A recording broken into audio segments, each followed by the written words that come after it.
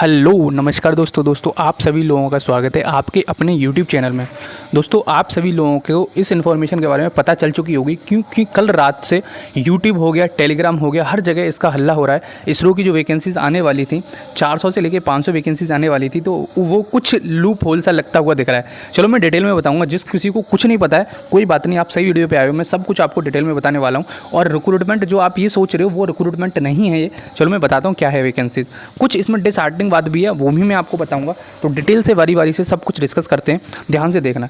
देखो यार, इसरो की वैकेंसीज हैं ISRO, Indian space research organisation, जो आपका एग्जाम के थ्रू पेपर होता है। ठीक है, मतलब इसमें आपका गेट के थ्रू वैकेंसीज नहीं होती हैं, ये आपका अलग से एग्जाम कंडक्ट करा के आपका ये रिक्रूटमेंट फिल किया जाता है। ठीक है, आपको पहले भी देखा ही होगा। और जो पेपर होता है इसमें रिटन पेपर होता है और सेंटर बेस्ड टेस्ट नहीं होता है, आपका ऑफलाइन पेपर होता है और उसमें आपको गोले भरने होते हैं। तो ये ऐसा पेपर होता है। तो देखो यार, जो ये वैकेंसीज आउट हुई हैं वो आउट हुई हैं आपकी सिविल में, इलेक्ट्रिकल में, रेफ्रिजरेशन एंड AC में, आर्किटेक्चर में। लेकिन रुक जाओ, भी कंप्यूटर साइंस, इलेक्ट्रॉनिक्स और मैकेनिकल वालों का क्या, वो भी मैं बताने वाला हूँ। ठीक है, क्योंकि देखो मैंने पहले भी आपको बताया था और मैंने आपको उसके जरिए भी बताया था RTI के जरिए कि आपकी बहुत वैकेंसीज खाली हैं इसमें इसरो में, जो कि आपकी कम से कम 200-300 के आसपास आपको मैकेनिकल की वैकेंसीज देखने को मिलेंगी। मैं फिर दोबारा से उसी बात पर कायम हूँ।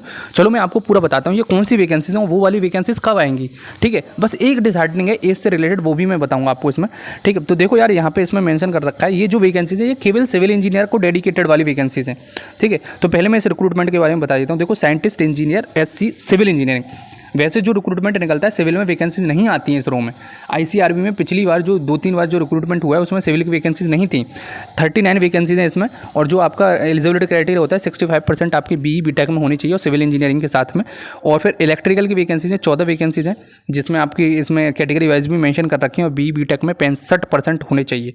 फिर आपकी रेफ्रिजरेटर एंड एयर कंडीशनिंग में, इसमें आपकी मैकेनिकल इंजीनियरिंग एलिजिबल है 65%। लेकिन आप ये मत सोच के चलना ये ही केवल मैकेनिकल वाली हैं, मैकेनिकल के लिए अलग से वैकेंसीज भी आती हैं इसमें। ठीक है, फिर आर्किटेक्चरिंग की वैकेंसीज हैं आपकी, वास्तुकला।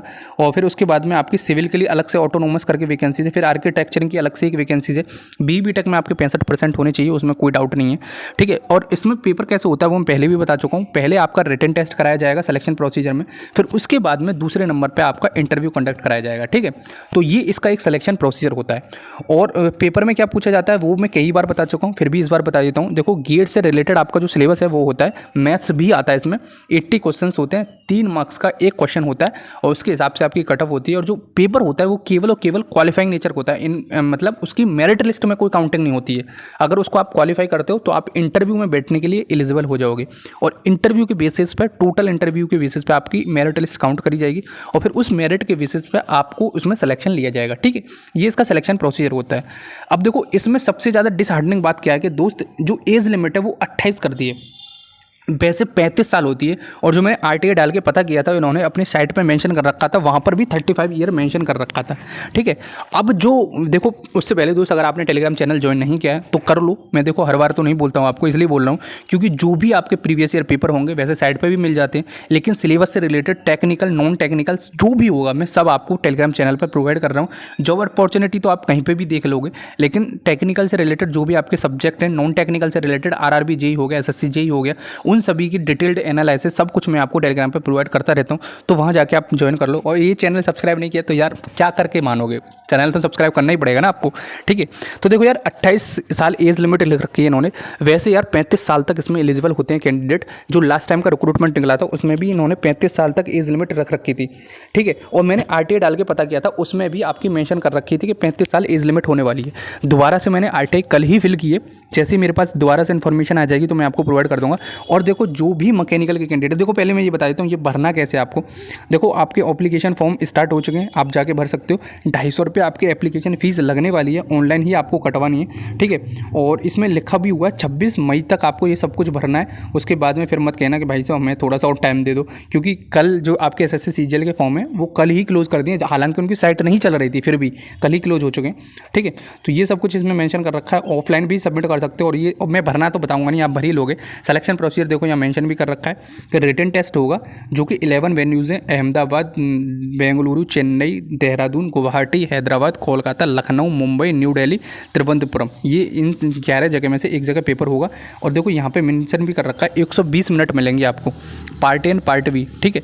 120 मिनट को आपको टाइम दिया जाएगा और 1/3 नेगेटिव मार्किंग होती है इसमें। देखो यहाँ लिख भी रखा है 80 क्वेश्चन MCQ होंगे और 1/3 नेगेटिव मार्किंग होगी, ठीक है। और सही क्वेश्चन पे आपको +1 मार्क्स दिया जाएगा, ठीक है। तो ये यहाँ पे मेंशन कर रखा है। पार्ट बी इन्होंने कर रखा है, देखो पार्ट बी भी लिख रखा है इस बार इन्होंने।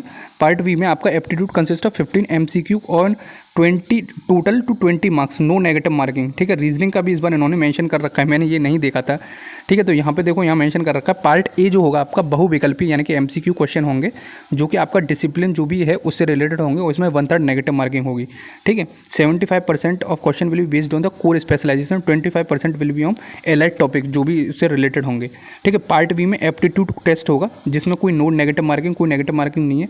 और इसमें थोड़ी जो बेसिक होगा 15 MCQ क्वेश्चन होंगे, ठीक है। टोटल 20 मार्क्स का आपका होगा, तो टोटल ऐसे मिला के आपका 100 मार्क्स का हो जाएगा, ठीक है। 120 मिनट ही टोटल होगी 100 मार्क्स के क्वेश्चन में, ठीक है। तो ये यहाँ पे मेंशन कर रखा है। टोटल आपके क्वेश्चन कितने हो गए, 95 क्वेश्चन हो जाते हैं आपके, तो ये इन्होंने मेंशन कर रखा है।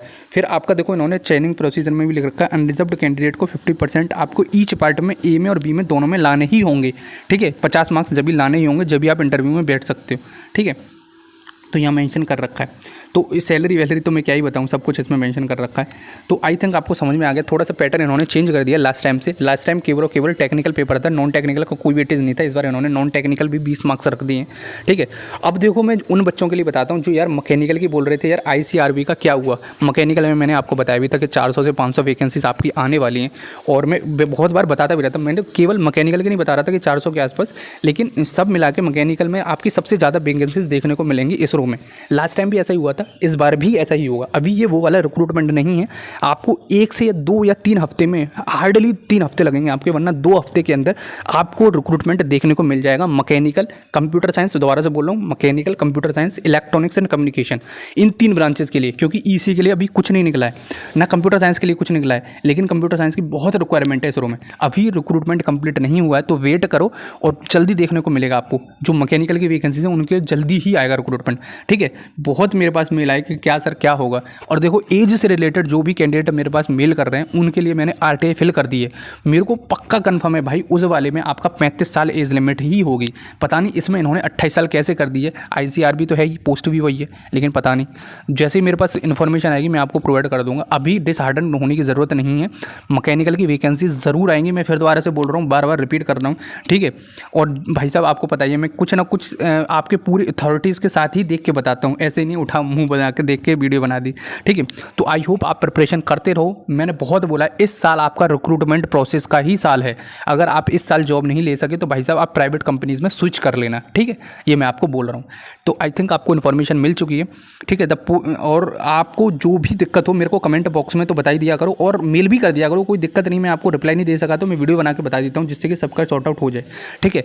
चलो फिर मिलते हैं। आप बस डिसहार्डन मत हो। एज लिमिट से रिलेटेड जो आपको क्वेरी आ रही है वो मैंने आपको मेल कर दिया है और RTI भी कर दिया है। जैसे मेरे पास रिप्लाई आएगा मैं बता दूंगा। और जो भी वैकेंसीज हैं इसरो की, मैकेनिकल की, CS की, EC की, जो ICRB में आती हैं हर बार, उसकी जैसे ही मेरे पास इन्फॉर्मेशन मिलेगी मैं आपको प्रोवाइड कर दूंगा, ठीक है। तो आई होप पढ़ाई कर रहे हो आप, और करते रहो। और टेलीग्राम चैनल ज्वाइन नहीं किया तो कर लो, जिससे कि current affair, non technical, technical जो भी आपको मिले वो वहाँ पर मिलता रहे, ठीक है। तो चलो फिर मिलते हैं अगली वीडियो में। जब तक के लिए जय हिंद, जय भारत।